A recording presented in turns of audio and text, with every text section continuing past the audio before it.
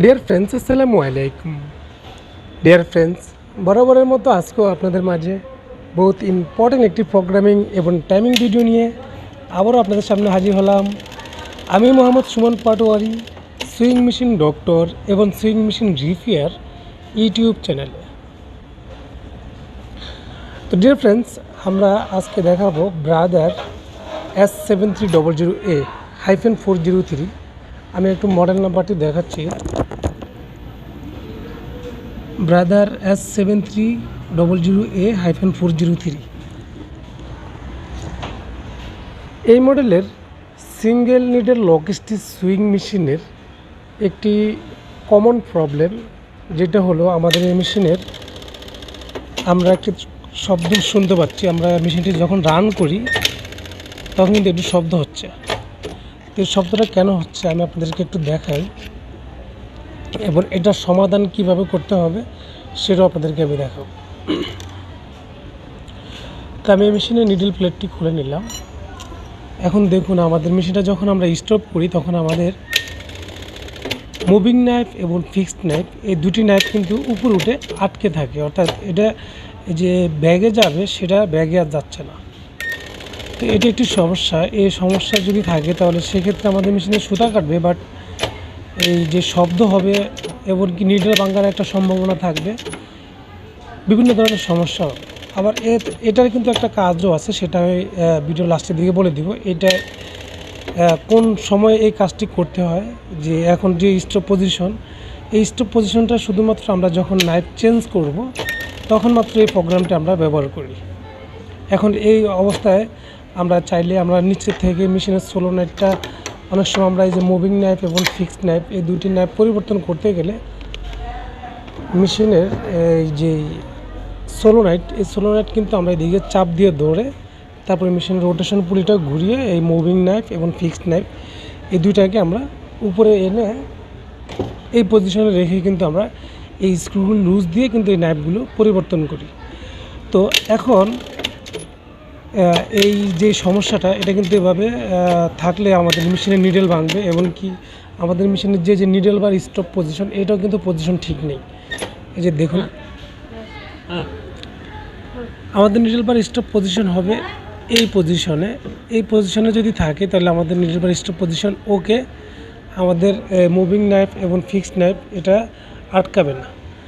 এখন দেখুন, আমি মেশিনটা রান করতেছি এবং যখন স্টপ করলাম এটা এখানে দাঁড়াচ্ছে, এটা এখানে দাঁড়াবে। এখানে যদি দাঁড়াতো তাহলে সমস্যাটা হতো না।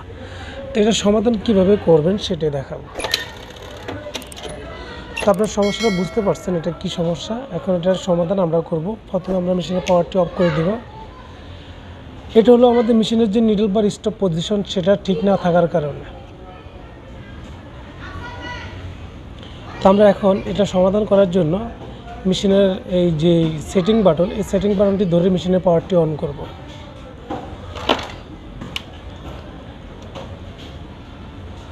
যখন অন করব তখন আমাদের সামনে এমন ইন্টারফেস আসবে। আমরা এই যে মেমোরি সুইচ সেটিং, এই সেটিংয়ে আসবো।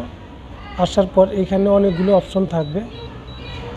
এখানে দেখতে পাচ্ছেন অনেক অপশন থাকতে পারে। আপনার মেশিনে হয়তো বা যে কোনো অপশন আসবে, আপনার এটাকে চেঞ্জ করে এই যে MSW102 এই প্রোগ্রামে আসবেন।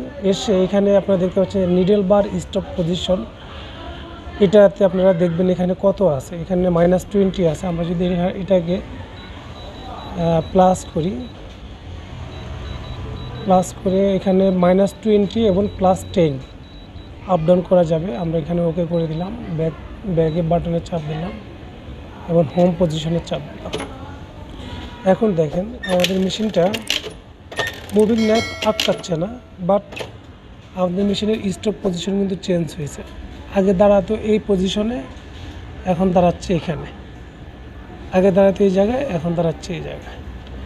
তা আমাদের এটা থাকবে ঠিক এখানে যদি থাকে তাহলে পারফেক্ট, মানে ওকে। আর এখানে যদি না থাকে তাহলে সেক্ষেত্রে আমাদের এটা পজিশন ঠিক নেই, আমাদের নিডল বার ডাউন হয়ে যাচ্ছে। আপনারা দেখতে পাচ্ছেন, আমরা যদি এখন এই উইপারটা চালু করি তাহলে এই নিডলের সাথে আটকে যাবে। আমরা উইপারটা অফ রাখলাম। এটা যদি আমি চালু করে দিই, নিডলটা ভেঙেও যেতে পারে, শিওর না। দেখতে পাচ্ছেন উইপারটা কিন্তু নিডলের সাথে আটকে আছে, অর্থাৎ নিডলটা ভেঙে যাওয়ার সম্ভাবনা আছে। তো এইভাবেও কিন্তু এটা সমস্যা, আপনি ওই পাশ সেট করতে পারবেন না। তো আপনাকে কী করতে হবে, এই মেশিনের সেটিং বাটনটা ধরে মেশিনের পাওয়ারটি আবারও অন করতে হবে। অর্থাৎ আপনাকে এইটার স্টপ পজিশনটা ঠিক করতে হবে, নিডল বার আপ স্টপ পজিশন, অর্থাৎ নিডল আপ পজিশনের যেটা সেটা, এটা আমরা রিসেট করে দিব। এখানে 0 চলে আসছে, ওকে, ব্যাক হোম পজিশন। এখন দেখুন আমাদের মুভিং নাইফ কিন্তু রিটার্ন চলে যাচ্ছে এবং আমাদের স্টপ পজিশনটা একদম পারফেক্ট সেন্টারে চলে আসছে। ঠিক এই পজিশনে আমাদের নিডল বার স্টপ পজিশন থাকা লাগবে। এখন দেখাবো নিডল বার ডাউন পজিশন। নিডল বার ডাউন পজিশন সেম একই নিয়মে আমরা মেশিনের সেটিং বাটন ধরে মেশিনের পাওয়ারটি অন করব এবং মেমোরি সুইচে যাব। এখানে 102 103 আমরা আসবো। নিডল বার ডাউন স্টপ পজিশন এখান থেকে যদি আমরা চেঞ্জ করি তাহলে সেক্ষেত্রে আপনারা দেখুন আমরা ব্যাক দিলাম, হোম বাটনে চাপ দিলাম।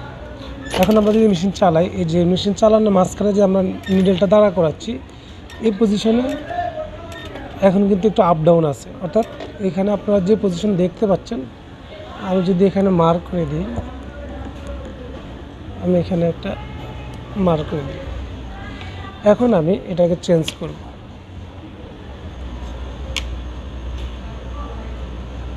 এখন আমি আবার সেটিং বাটন চাপ দিয়ে ধরে মেশিনের পাওয়ার অন করলাম। 103 নম্বরে এসে -10 ছিল, আমরা এটাকে আপ বাটন প্রেস করে +10 করে দিলাম।